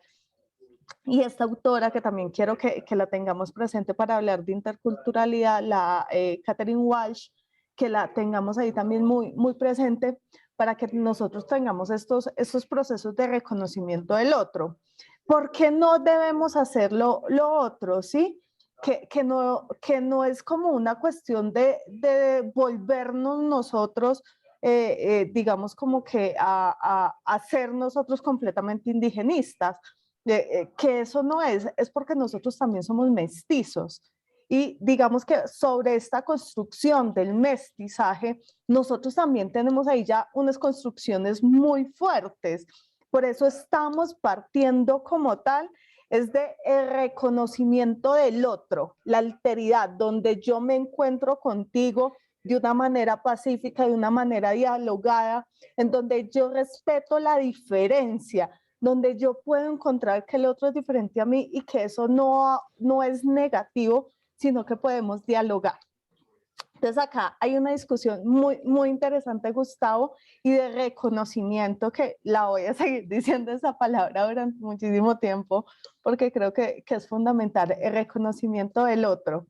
Entonces, muchas gracias, Gustavo. Hay un comentario en el chat que me parece interesante y es, bueno, listo, en términos económicos, ¿cómo le apostamos a construir un sistema alternativo? ¿Cierto? Y eso es un reto hoy muy grande, porque nosotros estamos atrapados de 8 a 5, ¿cierto? Por decirlo de alguna manera, en un sistema que nos está generando un ingreso para subsistir, pero por el cual también padecemos muchos castigos, muchas imposiciones, y quisiéramos estar o construir o aportar a ese nuevo camino, a esa alternativa. Y entonces, hacerlo implica precisamente prácticas emancipadoras, o sea, desde lo individual, ir tomando decisiones e ir haciendo pequeñas cosas. O sea, Roma no se construyó en un día, siendo un imperio, ¿cierto? Por supuesto, ningún sistema alternativo va a llevar 1 o 2 años materializar. Entonces, un poco hablaba con otras personas del tema y me decían, no, pero es que uno ve que las personas que mencionan esto son todas hippies, que entonces van y hacen pacas ecológicas en los parques, que hacen huertas urbanas, que hacen y hacen. Y en efecto, el hacer es el primer paso para construir ese sistema. Entonces, yo entendí que el valor de las pacas no está solo en un tema de remediación ecológica, de nutrir la tierra, sino en reunir a personas que están dispuestas a hacer cosas. Y en eso están generando un nuevo relacionamiento y unos nuevos vínculos. Y por supuesto, esa huerta urbana, pues seguramente no le va a dar de comer a todos los vecinos, pero está marcando una ruptura con lo que había antes. Antes no había una huerta, ahora está ahí y va a convocar vecinos y va a dar de qué hablar y de qué pensar. Entonces, esos pasos implican un tránsito importante. Ahora bien, como decía la profesora Vanessa, tampoco es exagerar o ser hipócritas en el reconocimiento. Es, ay, sí, hoy sí somos, ahora sí. No, no, o sea, es darnos la oportunidad para, a partir de ese diálogo intercultural, entender cosas y seguramente compartir algunas posturas, reforzar otras, pero abrir el espacio para percibir que pues, puede ser posible otras formas, porque las formas que hoy nos han impuesto seguramente hace cientos o miles de años tampoco existían. Se han ido construyendo, o sea, es posible construir otras formas alternativas. Profe, ¿se la palabra Nicolás? Sí, buenas noches, ¿me escuchan bien? Hola Nicolás, ¿Sí? te escuchamos. Buenas noches, yo soy estudiante nuevo de la maestría. Yo de formación soy administrador público y especialista en administración pública contemporánea. Nunca tuve relación antes con la UNAD, entonces me parece muy interesante que la escuela tenga esa línea de pensamiento. Entonces, respondiendo a las preguntas del tutor en relación a la primera que él decía, que el Nicolás, proceso antes te interrumpo. Por favor, cuéntame de dónde es tu apellido. Simbaqueo es un apellido muisca, cundiboyacense. Cuéntame más de esa historia, por favor. La verdad no tengo antecedentes del apellido exactamente, pero yo soy Simbaquea Moreno, entonces puedo decir que soy de las pocas personas que puede tener un apellido de los nativos y uno español, que muestra precisamente el proceso de mestizaje en mis dos apellidos. Tienes una herencia bonita. Digamos que algo que yo rescato de las personas que están en territorio, en región, independientemente, es que tienen historias. De pronto, en las dinámicas urbanas más citadinas, esas historias quedan como invisibilizadas. Pero cuando, por ejemplo, uno hace homenaje a su herencia, tú lo mencionas, yo tengo dos encuentros, ¿cierto? De dos mundos en esos dos apellidos. Muy interesante, Nicolás, por favor, continúa. Listo. Entonces, en relación a la primera pregunta que plantea el profesor sobre si el proceso civilizatorio está en crisis, yo consideraría que no, a diferencia de los compañeros que hablaron anteriormente. ¿Por qué? ¿Cuál es lo que yo siento? Yo creo que el capitalismo siempre se ha dicho que está en constante crisis desde hace, y eso lo dicen los mismos libros, desde hace 2, 3 siglos ha estado constantemente en diferentes crisis, pero siempre ha salido a flote. O sea, parece que fuera un sistema que tiene un proceso de adaptación y es camaleónico, se adecua muy bien a eso que llaman, muchos dicen que hasta las crisis le sirven para intensificar su proceso de acumulación y de globalización. Entonces, de eso en las ciencias sociales hay posturas que lo ven desde la crisis, como hay posturas que lo ven de una manera que cada vez se intensifica más. Yo creo que otro elemento también ahí es claro, es que uno puede decir que la sociedad actual está en un proceso de empobrecimiento, de menor desarrollo económico y social. Hay estudios muy serios de historiadores, de economistas, que demuestran que nunca el mundo había estado de manera económicamente, socialmente, con mejores indicadores como está el día de hoy, que civilizaciones anteriores, obviamente ciclos muy pasados, no tenían la calidad de vida que tenemos las personas que vivimos en la época actual, en muchos sentidos, incluso en el tema de los derechos. Recordemos nomás que hoy en Colombia se está debatiendo temas como el aborto, que hace 500 años, 200 años, eso ni siquiera sería un tema que se hubiera podido llevar a la esfera pública. Entonces eso se demuestra que hay una progresión hasta en ese, si uno quiere, en ese tema de libertades y derechos, que es algo tan abstracto, si se quiere, porque tiene muchas interpretaciones.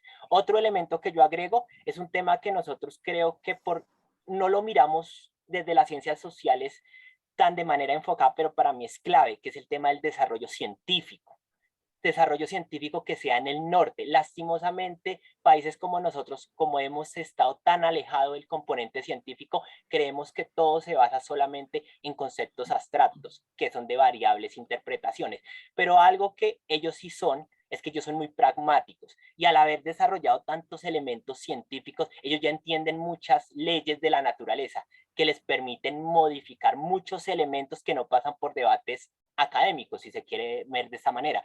Yo, por ejemplo, recomiendo a los compañeros una serie de videos que parecen muy interesantes que se llaman Cuando ya no esté, que lo hizo el periodista Iñaki Gabilondo. Él se fue a entrevistar a las personas que hoy día están creando el mundo para dentro de 30 años, los mejores científicos, arquitectos, y ellos nos demuestran o nos dan una visión de cómo será el mundo en 30 años, el mundo que se está creando desde de ese gran norte científico.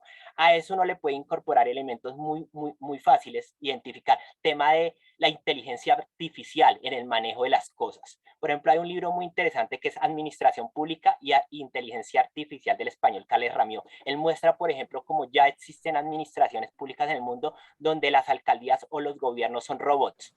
La robotización del mismo gobierno ya se está dando. Muchos de estos autores plantean que lo que llamamos humanidad está a punto de desaparecer y nosotros vamos a dar una transformación diferente, ya no vamos a ser humanos. ¿En qué sentido? En que se nos van a implantar elementos biotecnológicos, una serie de cosas en el cuerpo que nos va que dejaremos de ser humanos y también vamos a tener unos cambios en los genomas que los mismos científicos van a poder empezar a incorporar, con lo cual lo que conocemos hoy como humanidad se va a transformar. Ellos esperan, no lo sabemos todavía, pero ellos dicen que en 30, 50, 40 años ya se pueden ver esas transformaciones. Entonces creo que todo ese elemento que conlleva las ciencias básicas es fundamental a la hora de uno entender eso, porque puede ser que se produzca una intensificación del proceso de normalización y homogenización de la raza humana y pueda que se tenga a desaparecer esas identidades regionales o esos estados nacionales. Entonces yo creo que ahí hay que tener algo ahí muy pendiente. Igual el tema del medio ambiente, ellos reconocen que la tecnología puede ser la solución para darle la vuelta a la crisis ambiental desde el punto de vista del desarrollo tecnológico y sin nombrar que el hombre en estos momentos está haciendo su exploración a mirar afuera de la Tierra, es decir, la invasión del espacio, ir más allá de la conquista del universo, lo cual le permitiría al ser humano trascender, poder colonizar diferentes áreas, lo cual no lo condenaría a vivir solamente en un planeta que se llama Tierra, sino que podría encontrar elementos en otras partes del universo que le permitirían adaptarse y poder formar colonias, como en su momento, y eso lo dice Stephen Hawking, como en su momento fue la llegada de los europeos a América. Él más o menos plantea que ese proceso se puede dar, pero a nivel del universo. Nicolás, Eso por me sí. llama la atención que has usado algunas palabras. Por supuesto, tú señalas inicialmente la crisis del capitalismo. Por supuesto, el capitalismo hace parte del proyecto moderno, pero el proyecto moderno es más amplio, o sea, en términos de propuesta civilizatoria, y de ahí que deberíamos, digamos, entender que para que haya una crisis civilizatoria no necesariamente el capitalismo debe estar en crisis. Solo señalo eso. Y has mencionado siempre con ellos, los científicos del norte, y ahorita has mencionado dos palabras que me dejan pensando mucho, y es conquistar e invadir el espacio. Y entonces, por supuesto, me dejan pensando en cómo se ha desarrollado precisamente la implementación de ese proyecto moderno en nosotros, que estamos todavía en la Tierra y que seguramente vamos a ser, como tú bien señalas, y que estamos siendo ya alterados genéticamente desde incluso lo que consumimos en nuestros alimentos, ¿no? Que no son los mismos que consumíamos cuando éramos niños. Ya hay un tema, hay transformaciones importantes. Cierro ahí. Listo. En relación con la segunda pregunta que el profesor plantea en torno, no sé si es que como ya no aparece. Ya la voy a sí, compartir de nuevo, no te preocupes. Qué pena, sí. A veces se me va, pero yo tenía ya. Acá está. ¿Cómo podemos desde el sur global dar respuesta? Yo creería que algo que sí se debe dar aquí profundamente es el desarrollo de creación de conocimiento propio, que pasa desde, yo me paro desde lo que puede hacer el Estado por mi formación de administrador público, entonces por eso de una vez lo digo. Yo creo ¿Cómo sería ese proceso?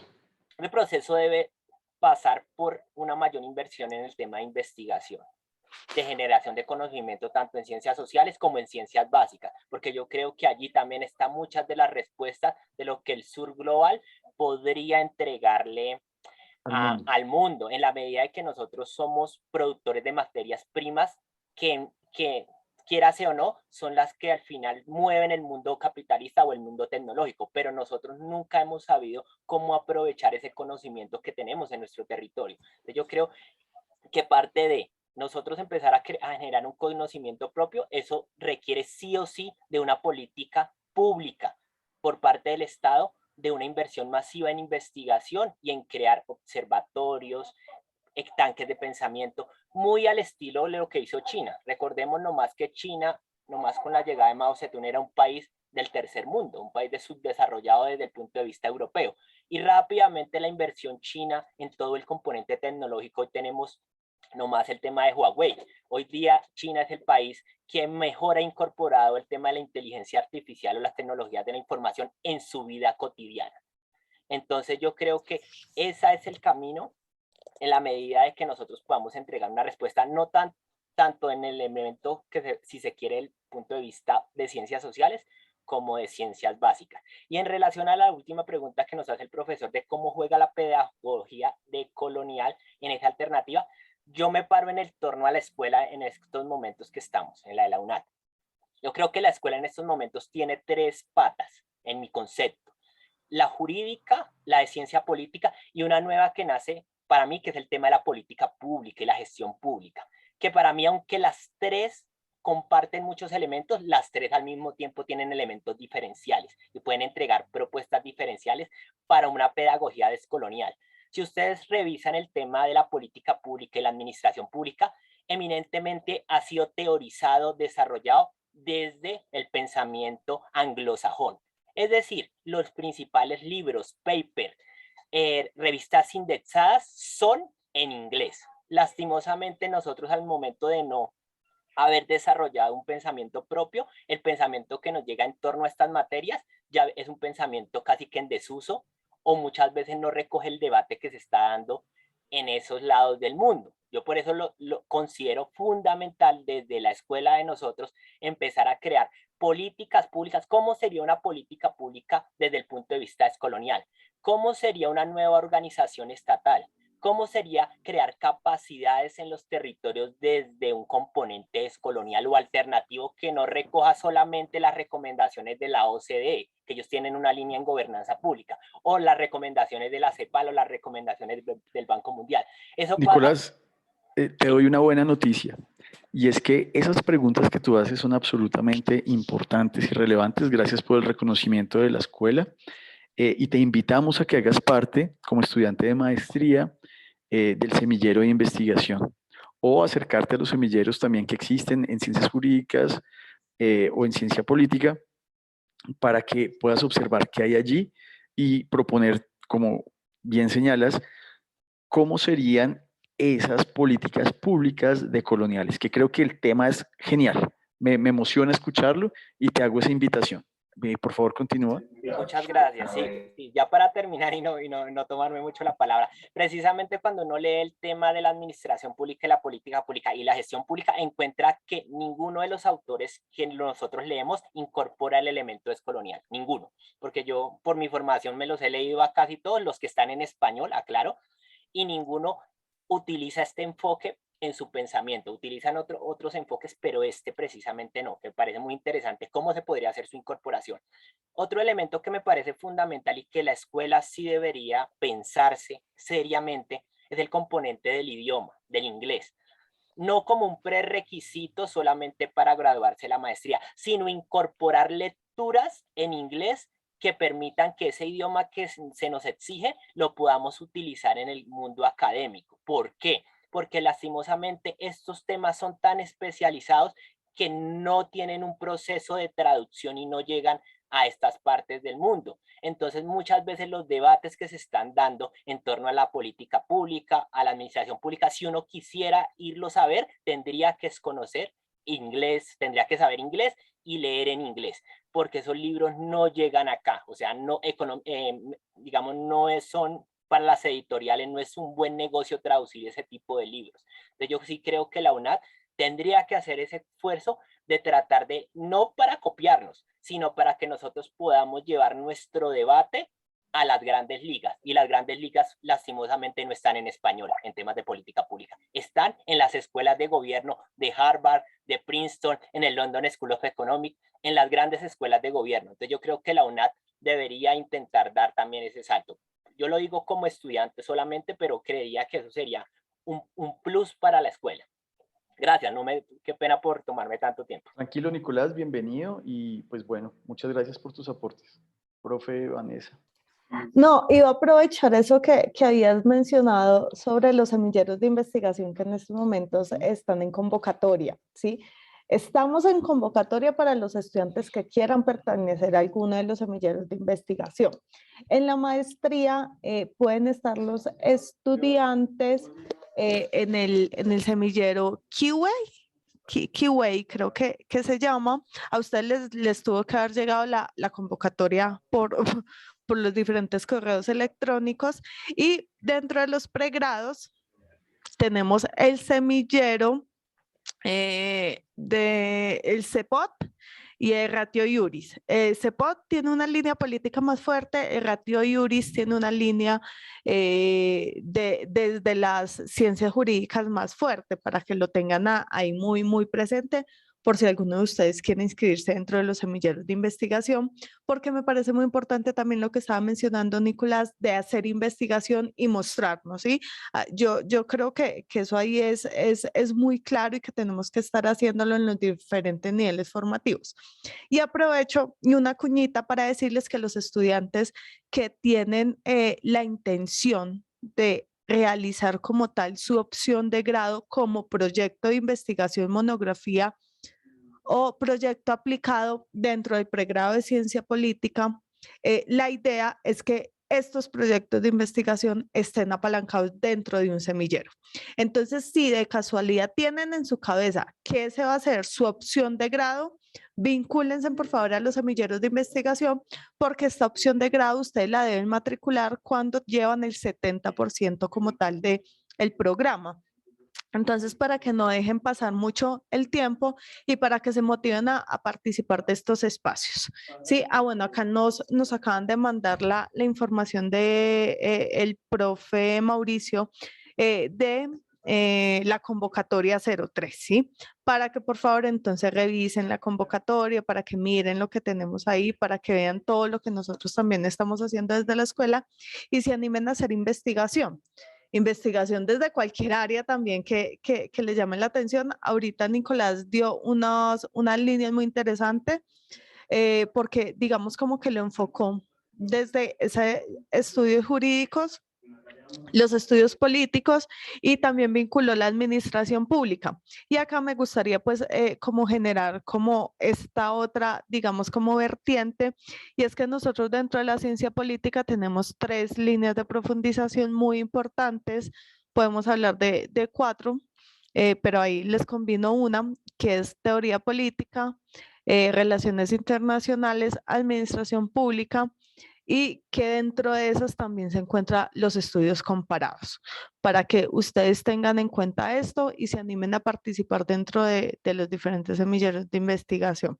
No sé, profe Andrés, para ya ir dando cierre como tal a este espacio, si quieras como dar respuesta a lo mencionado por Nicolás y por ahí derecho, nos des tu despedida de este espacio tan maravilloso donde nos has quisiera escuchar acompañado. a alguna compañera, porque no hemos escuchado la voz de ninguna mujer hoy y veo que hay varias conectadas y yo les pediría que nos dejen saber qué piensan, porque, pues por supuesto, una voz diferente a las que nos hemos expresado acá, pues va a nutrir este debate, esta discusión.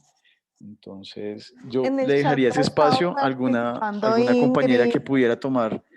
Sí, pero digo yo escucharla en viva voz para cerrar. Yo dejo ahí, les agradezco. Esta sesión lo que busca, por supuesto, es generar preguntas. No quiere que haya falsas filiaciones o apuestas que no coincidan con las características de un proyecto que ustedes no ven como viable, pero que entiendan que hay otras formas que seguramente van a recoger a muchas personas que no han sido visibilizadas y reconocidas en la historia, ¿cierto? Entonces, pues es una apuesta muy bonita, será de mujeres y hombres valientes arriesgarse a construir un camino en el andar, un camino sin certezas, con muchas preguntas, y por supuesto también será, digamos, completamente válido para aquellos que se quieran quedar en lo que ya existe.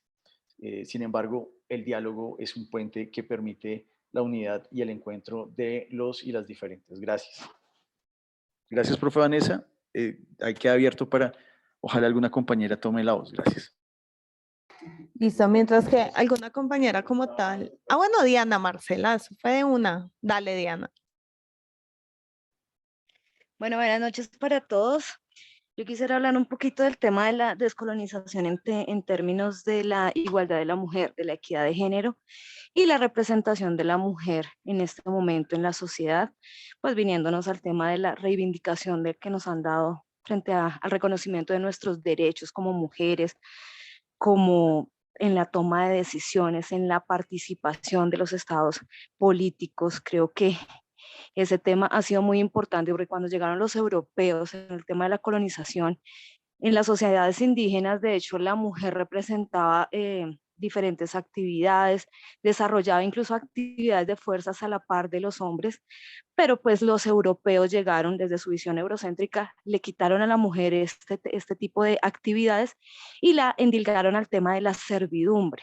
Entonces a la mujer le fueron desconocidos sus derechos, como hasta el momento en que nos dieron la opción de estudiar, porque en su momento se le tenía que pedir permiso pues al papá o al esposo en su momento para poder estudiar.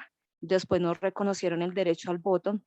Hoy en día tenemos una amplia participación en el tema de la política, hablando pues específicamente de Colombia. Entonces yo creo que la descolonización nos ha permitido, la colonización, perdón, y todo el tema de la reivindicación de esos derechos que en su momento nos fueron retirados, nos han permitido en este momento evolucionar, nos han permitido hacer representaciones y tener un porcentaje de participación en la sociedad, que nos reconozcan como seres humanos capaces, libres, que podemos tomar decisiones, como lo mencionaba el compañero Nicolás en su momento. En este momento tenemos la opción de decidir si queremos ser o no madres, que los embarazos realmente sean deseados, y que se haga pues obviamente una política sexual de reproducción en donde las mujeres podamos ser libres de tomar decisiones sobre nuestros cuerpos, sobre nuestras necesidades académicas, personales, sociales y afectivas. Entonces yo creo que en temas de igualdad de género también es muy importante. Lastimosamente en los países pues de este momento subdesarrollados se presenta mucho el tema de los feminicidios, porque precisamente ese desarraigo del machismo, del patriarcado versus nosotras como mujeres todavía está muy, muy endilgado, pero estamos generando en este momento una representación como mujeres, y creo que eso es un tema muy importante, un tema de equidad de género, y que se sigue trabajando no solo en Colombia, sino en Latinoamérica y en todo el mundo. Ese sería un pequeño aporte de mi parte. Gracias. Muchas gracias, Diana, por ese aporte. Para cerrar y no dejar como las manitos que están ahí levantadas, dejarlas sin hablar, vamos a tener las últimas dos participaciones, corticas porfis, porque ya estábamos como cerrando, y entonces tiene la palabra Octavio y luego Lorena, ¿vale? Muchísimas gracias.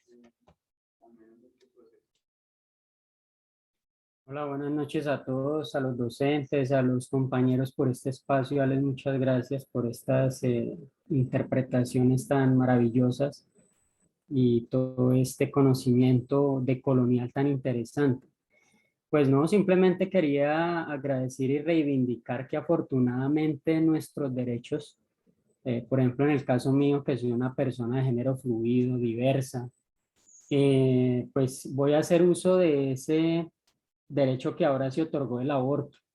En el momento que tenga la oportunidad, pues voy a festejar desde luego ese derecho reconocido que nos fue negado por mucho tiempo a las personas que nos percibimos mujeres, y sobre todo ese reconocimiento que hay a esos pueblos ancestrales, que pues como lo dije hace un momento, a mí desafortunadamente me obligaron desde pequeño a estudiar inglés. No me siento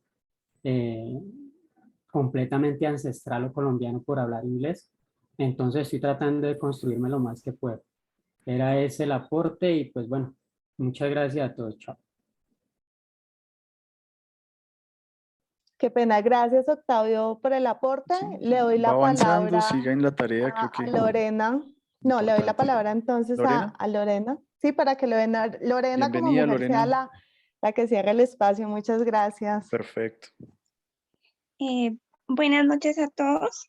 Pues muchas gracias por el espacio y la participación. Pues yo opino desde las personas que vivimos y habitamos la naturaleza y pues construimos lo nuestro y no lo dejamos de caer.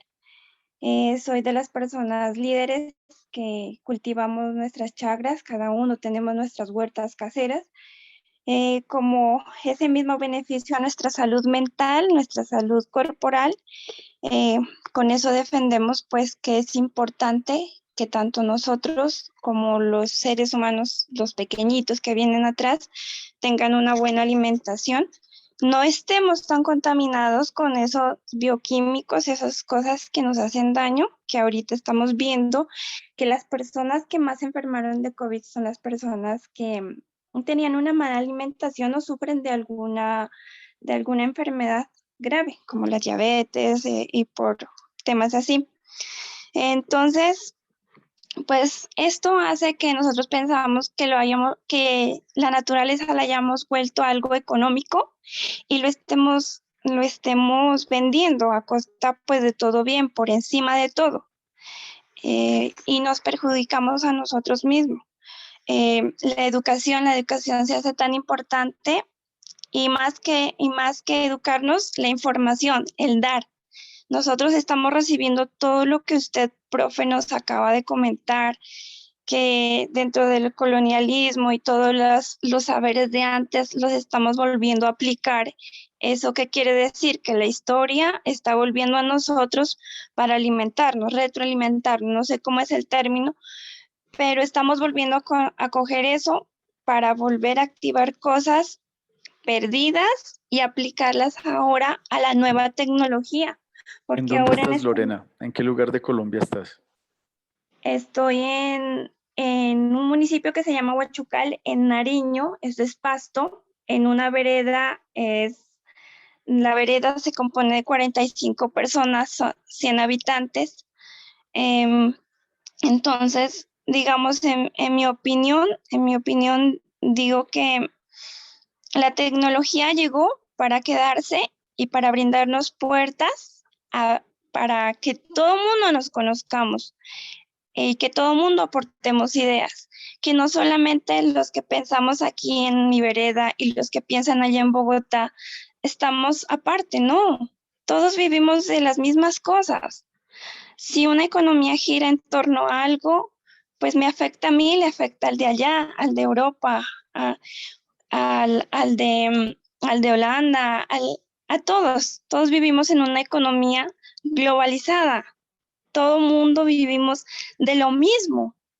Entonces, ¿por qué pensar en individualismos y por qué no pensar que lo que yo pienso también lo pueden aplicar en otro lado? Entonces, yo dejo eso como una mente abierta a que si llegó un instrumento y nos permite ahondar en la educación y en el conocimiento, que lo sepamos utilizar para las cosas buenas, porque obviamente como estamos viendo, hay personas que no lo meten, pero también nos están dando herramientas malas, entonces hay que discernir la información y ver qué cogemos para aprovecharla, para aprovecharla para que esta humanidad, pues que todavía estamos persistentes y queremos sacar las cosas adelante por un bien común, pues lo hagamos de buena manera y que eso quede pues en trascienda, ¿no? Como los pensadores que vinieron aquí y nos dijeron que si los seres humanos sabíamos compartir, entonces estaba bien. No, o sea, todo con amor se puede hacer sin envidias. Y lo que a nosotros como seres humanos es que lo que nos mata es eso. Que no podemos ver a la otra persona más o por encima de nosotros porque nosotros también queremos, y eso ha hecho las potencias mundiales. Los pequeñitos no pueden crecer ni salir de su zona de confort porque nosotros siempre hemos mandado y así queremos seguirlo haciendo. Entonces ahorita estamos despertando y eso es lo importante. Ya no nos conformamos con poco, queremos más. Entonces de ahí parte todo.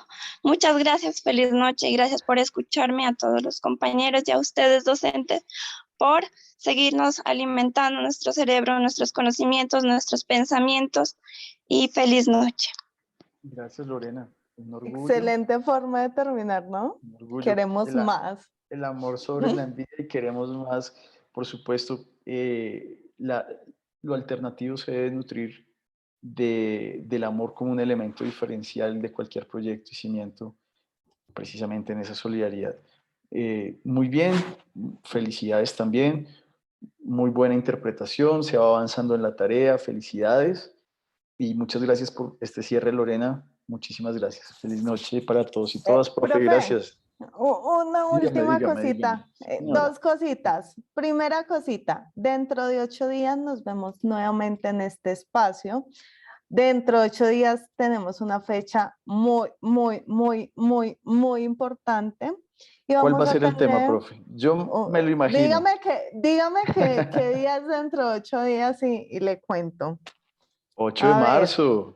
8 de marzo. El 8 de marzo vamos a tener un conversatorio sobre el sujeto político del feminismo, ¿sí? Para que lo anoten ahí, se agenden el sujeto político del feminismo. Muy, muy interesante para que lo dialoguemos. Recuerden que estos son espacios de conferencia. Pueden invitar a sus amigas, amigos, a las personas como que también estén interesadas en discutir sobre este tema obviamente desde la academia, porque recordemos que estamos en un espacio académico, entonces recuerden el sujeto político del feminismo.